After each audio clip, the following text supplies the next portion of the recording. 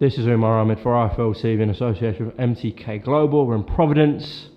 Bubu Andrade defends his world title. How are you feeling about it? I'm feeling good. I've been in LA for 24 hours and then I flew on the red eye last night. For those who don't know what a red eye is, it's overnight. 4.5 hours, no kit, but as you can see, I'm looking extremely handsome. And I'm really looking forward to this card. I think it's a big fight for Demetrius Andrade. I think this is a chance for him to look good, but a chance for Sulecki to become world champion. People talking about Canelo, Golovkin. I think if he can put a real good performance in, he is the key to the undisputed middleweight world championship. So I think it's a great fight. I'm looking forward to seeing Joseph Parker back in. Of course, the one guy took AJ the distance and the only guy to beat Andy Ruiz. And I think Yafai is in a really, really tough fight. Jimenez. Don't know much about him. Yesterday? No, got in yesterday. I think there's a little bit of beef. So What's you'll happened? be pulling one off later with the old Yafai and Jimenez What's happened? head to head. He was going to Yafai in the workout yesterday. Like when he got out of the ring, giving it that one. Oh, I was really? right, mate, it's only Wednesday. Chill your beans. So I think you're going to get a little bit of beef today. So knowing handy. your headlines, you will be all over it. That is handy. Eddie, quickly, just a random one. Dylan White put it on his story a few days ago, and I've always wondered this as well. You laugh with one eye closed? Do I? I don't think always. Yeah, it's bad, isn't it? Let's see. It's not a bad thing, but it's just... When I saw it back, it was that, and I don't actually see myself. Yeah, maybe. Is it only one No, eye? it's the left, I think. Hang on. I've got it. I screenshot. My left eye. Yeah, I can feel that now. Actually. It is your left. Yeah. It's always, I don't think anyone else Yeah, does no, the that. right don't feel comfortable. Hang on. Yeah, the left one. Yeah. Okay, very random one. Quickly on Andrade. I'm glad though that people actually break down my laughs, and I think I don't know who when you're made looking that. at things in a sexual way, I think you do sort of slow-mo it and pause it. You probably do as well. What? You get to certain moments in my video and you think, oh, that's a good one. Leave it there. That's people in Just the gotta comments. kick off the Transformer pyjamas and off we go. Have you seen the comments about you and Coogan when you do like a long interview? No, I don't read them. Yeah? No, I Okay. can't. When you start off doing these things, you really worry what people say, because it's like, Frank Smith, he reads his comments. Joe Markowski from DAZN, he reads his comments, yeah. And they're hilarious as well. But now, sometimes I scroll to the bottom and it says like 78,000 comments, and I think, fuck that, I ain't going anywhere near them. So, Yeah, but they're weird comments about you and Coogan. Very strange. Really? Yeah, we'll move on from there. Yeah. Right, on the theme of Andrade, Canelo Golovkin looks like it won't be happening, which is obviously not great for DAZN. And there's rumours of Canelo Kovalev happening. What are your thoughts on that? I can tell you there's a lot going on behind the scenes. So it's not my business, it is my business with DAZN, but lots of conversations going on that obviously I'm not involved with. DAZN want to make Canelo Triple G, it's the biggest fight out there, outside of Joshua Ruiz. And I have to say, actually, Canelo Kovalev is a huge fight. At 175, yeah? Yeah, an intriguing fight. Of course, we've got two men in the mix we're pushing, which is Callum Smith and Demetrius Andrade, or Sulecki, whoever wins this Saturday, because that's the undisputed fight. And we'll see what happens. One thing I do know is that any event in September, you have to close in the next 2 weeks, really, because we're already in July next week. So things are moving quickly, and there's a lot of moving parts going on behind the scenes. I know you're not directly involved with Canelo Golovkin, but is it just down to money why that's fell apart? I don't think so. No, not really.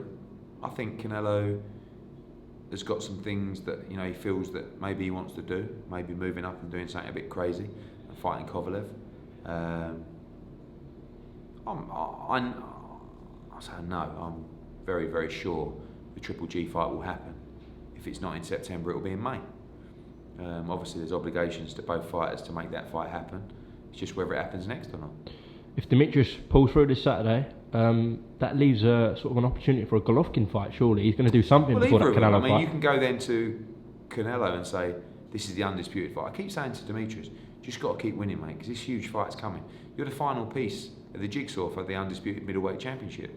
Golovkin Andrade would be a big fight, chance for Golovkin to win a belt and then fight the undisputed fight, or Canelo may just want to do it and make history that way. So I think this is a massive fight and a really good fight as well.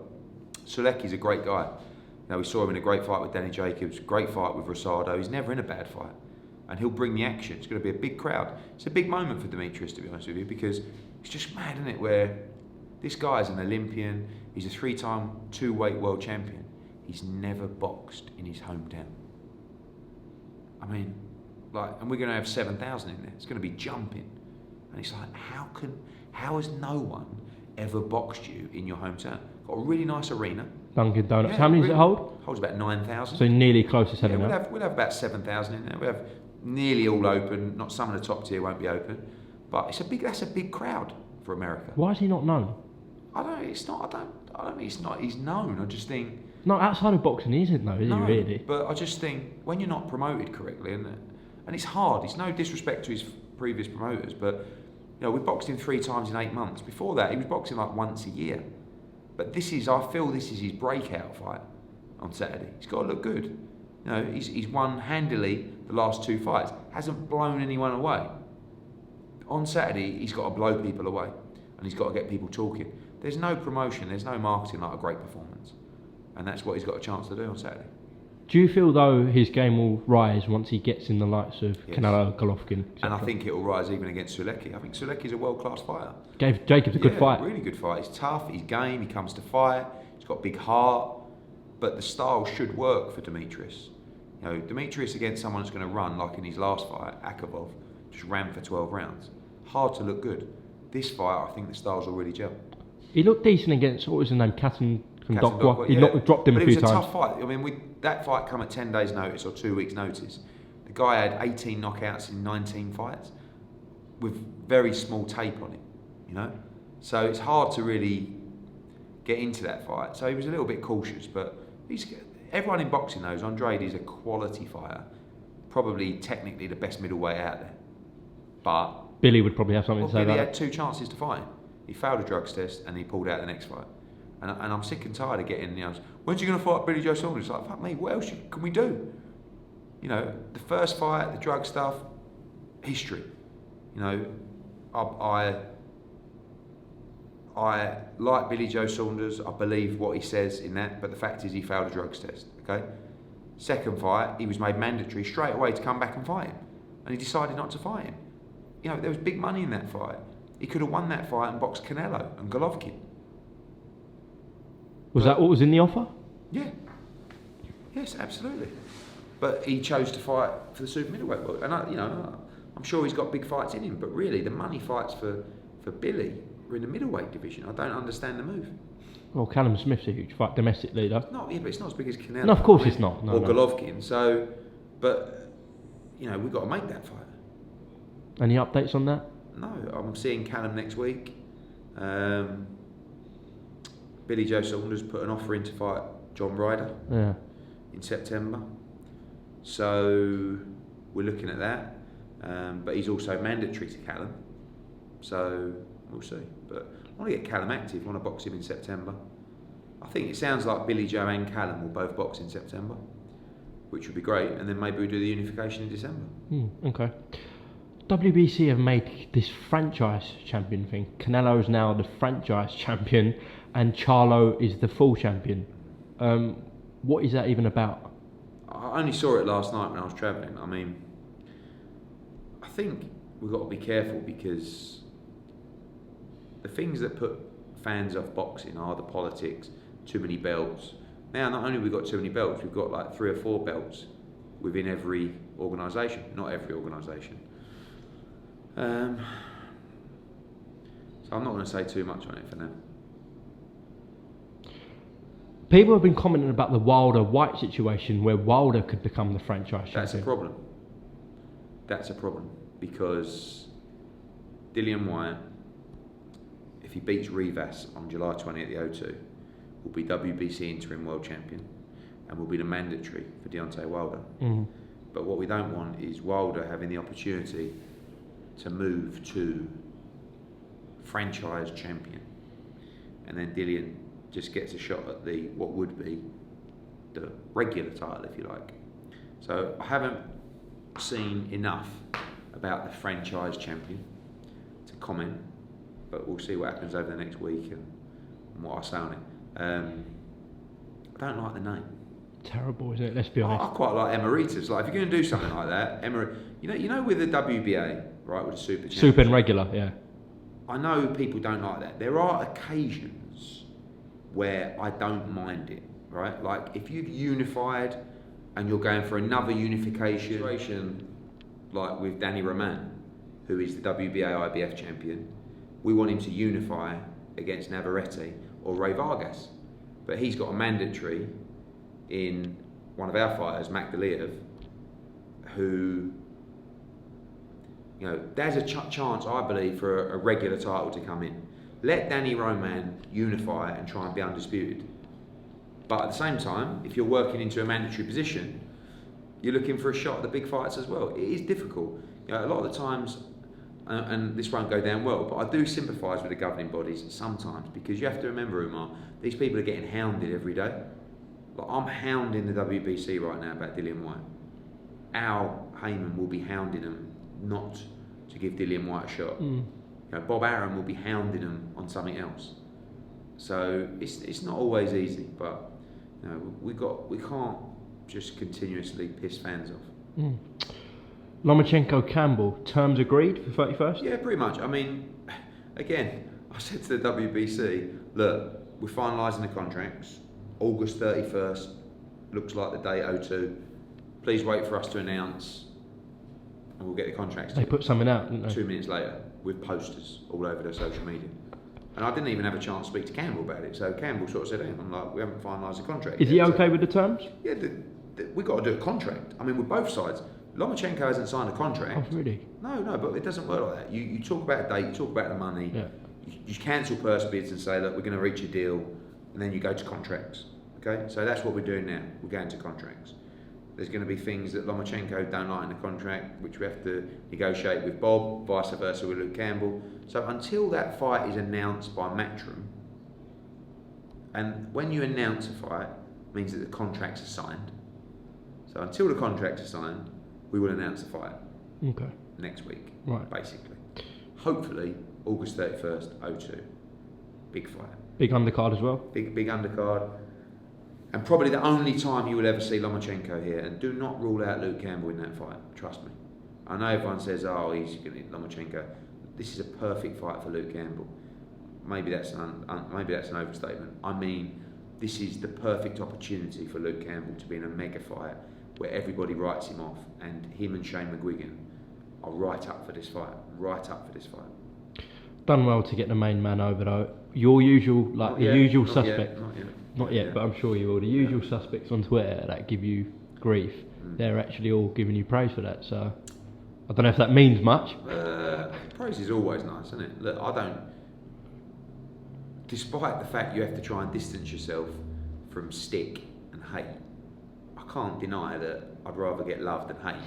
I can't sit there secretly and go, I love this. This guy's just called me a prick. Oh, look at this one.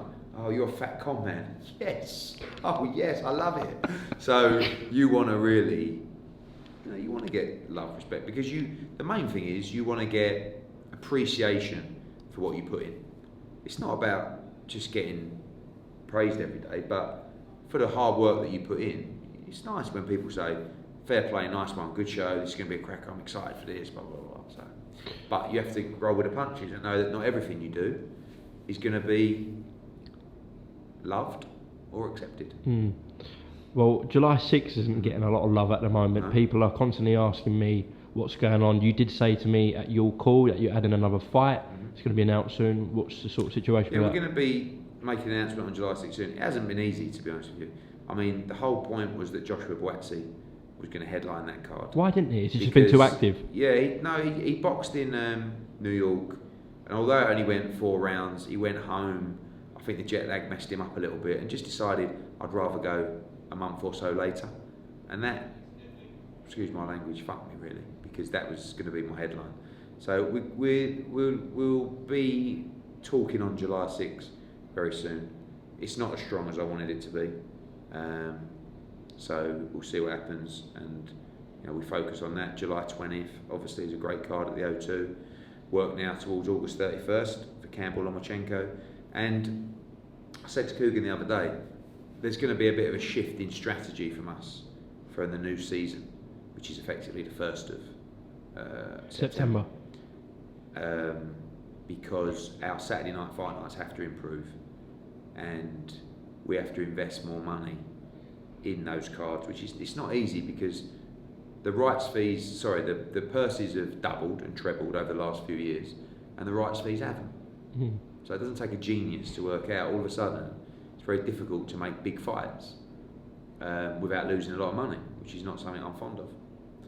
So we've been sitting down with Sky, coming up with new plans, new ideas, and I think you're really going to like the schedule. Well, I'm sure the people back home will sort of be refreshed to hear that. Yeah, listen, I want to put on good shows all the time. It's been difficult because obviously the money that's now swirling around out here, fighters want to box over here, right? Or if they don't box over here, they want to box in the UK, making money that they could make over here. And where does that money come from? It's easy just to sit there as a fan and say, well, put on this fight, but where does that money come from? No fan gives a shit if we lose 300 or 400 grand on a night, and I don't expect them to. But I'm not going to run a business like that. Otherwise, you get situations like other promoters around the world going into bankruptcy and getting themselves into a mess. We don't run our business like that. But at the same time, we have to deliver for the fans and for Sky. So we sat down recently and said, look, we need to strategise here to make sure that we can get big fights, world championship fights. Callum Smith defending his world championship in Liverpool on a Saturday night fight night, these kind of nights. And there's a little bit of consolidation of dates, there's a little bit of investment from Sky, from Matchroom to make sure that we can deliver those. Eddie, I do want to ask you about an interview that's just been put out. I'm sure you wouldn't have seen it because, as I said, it's just gone out. Coogan did a piece with Tyson Fury.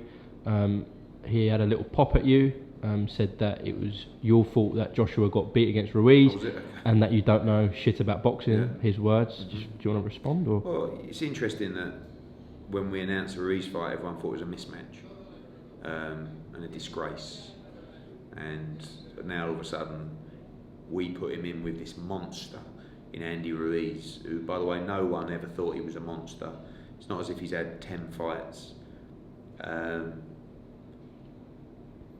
I don't know shit about boxing. No, I disagree.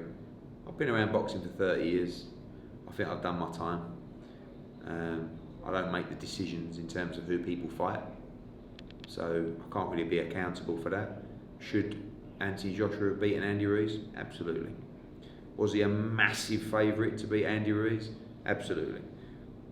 How do you say that we shouldn't have put him in with him when it goes down as one of the biggest shocks in heavyweight history? Why would it be a massive shock if he won?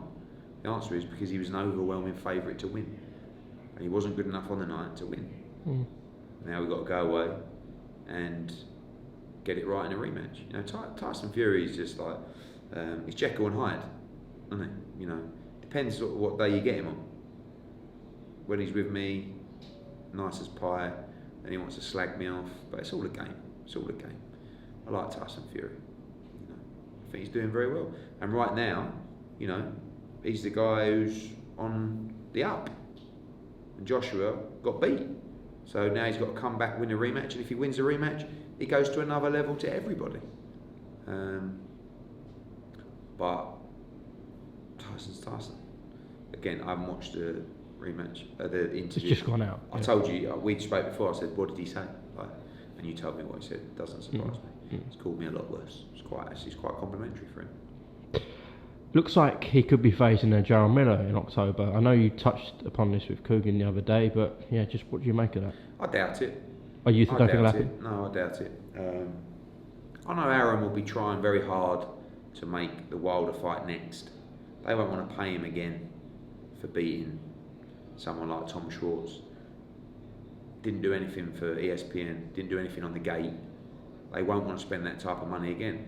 So Bob will be trying to push hard for the Wilder fight to happen next.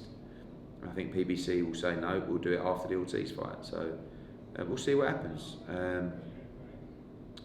I don't expect him to fight Jarrell Miller or anyone with a pulse if he's going to fight Wilder early next year. Okay. Just saying the name Jarrell Miller has actually reminded me. No VADA testing for Pac-Thurman, which is a shock, really. What are your thoughts on it? I just, I can't talk enough about the problem in America with doping in boxing. People don't tend to give a shit, to be honest with you. So why is that? Is that because everybody's cheating?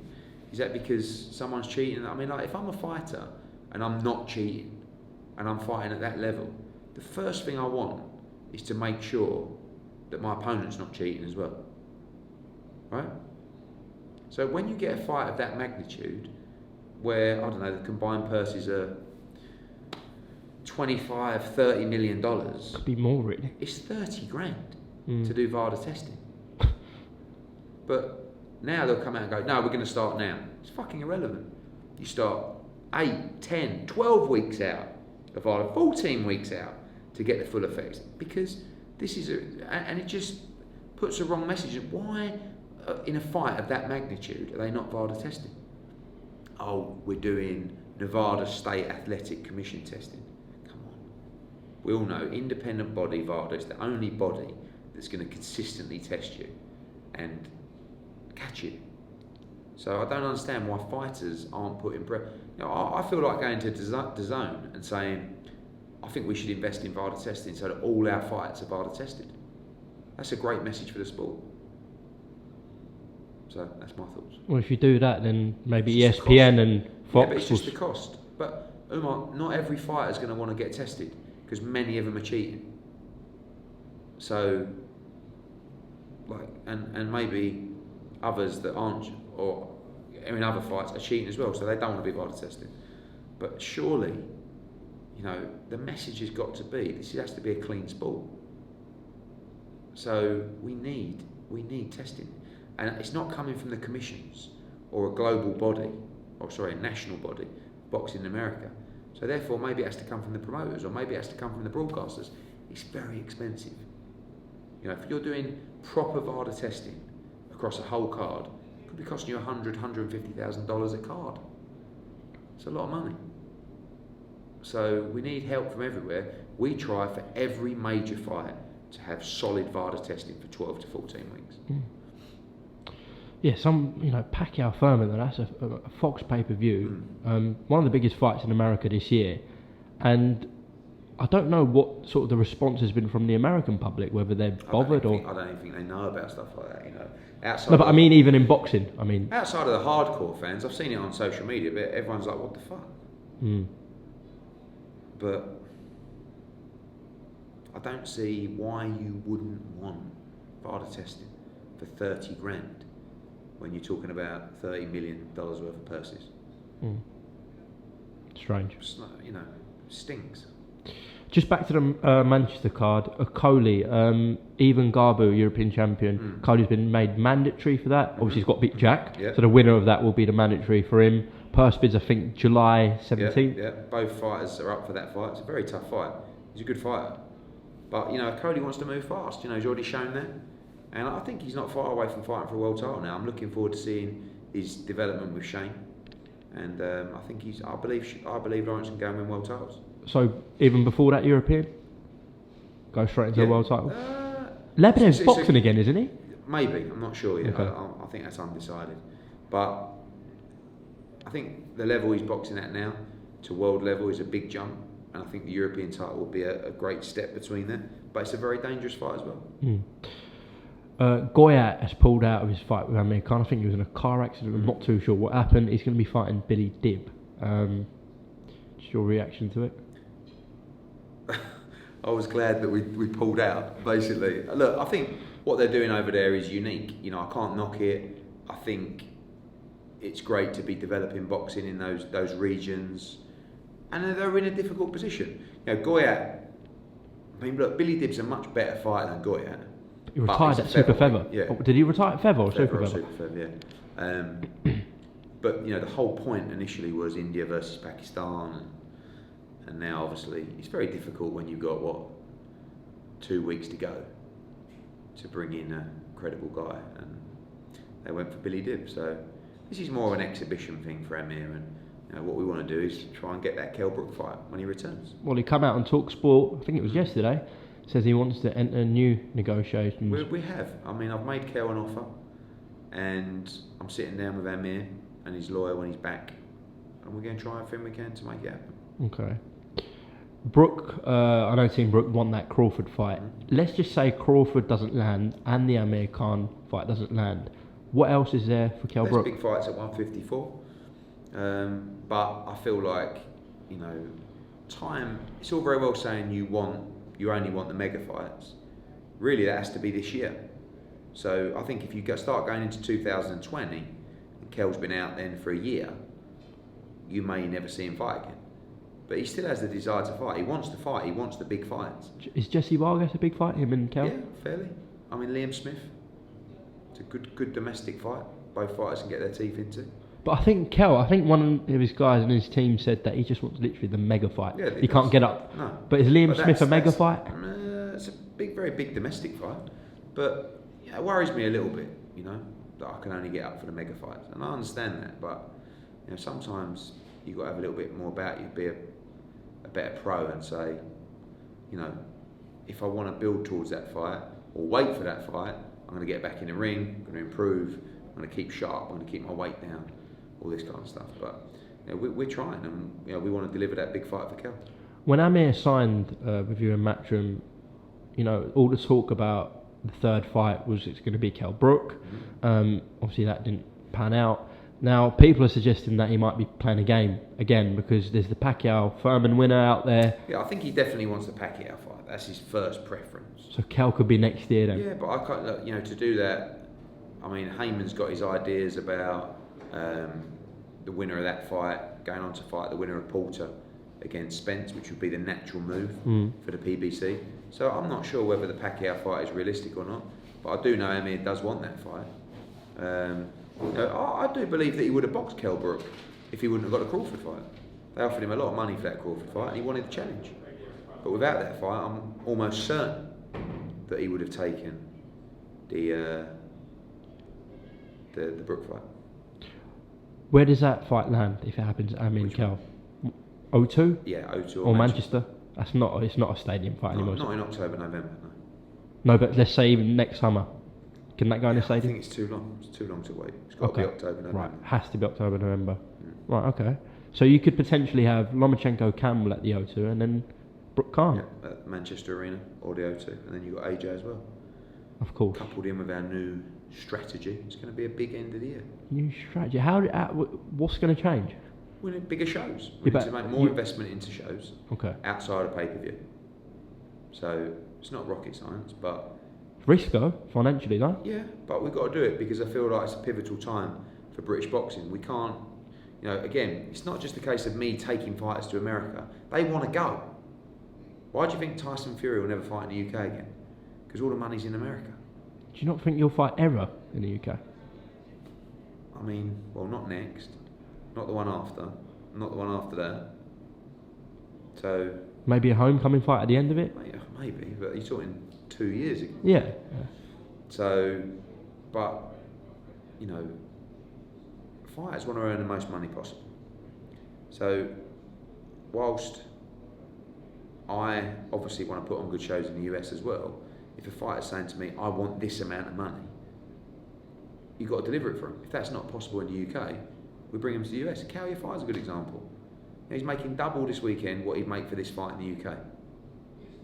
It's a short career. You've got to make sure these boys get paid. Just the last one, actually. Mentioning Cowyer Fire, he's got to beat Jimenez, obviously. Charlie Edwards has got his mandatory to deal with. Could we see that at Superfly, though, potentially? I think Cow's focus is Estrada. Yeah. Very tough fight. Estrada's pound for pound. Top 10, definitely. Yeah. Quality fighter. So there's Rung Visai as well. I mean, to be honest with you, Yafai against Rung Visai is a good example of a Saturday night fight night I would love to make in Birmingham. Right? Again, Yafai against Charlie Edwards is another example of a really good Saturday night fight night to make. They're the kind of levels that we need to try. It's not easy. Like I said, these guys want paying a lot of money. When you've got the big rights fees coming in from DAZN, you can pay them that money over here. You can't do it in the UK. So we've had to, like I said, strategise, invest, and you'll see a big change coming from September. All right, Eddie. It's 1:10. Press is Really supposed to start at 1, Yeah. so I'll let you go. Cheers, mate. Thank you, top man.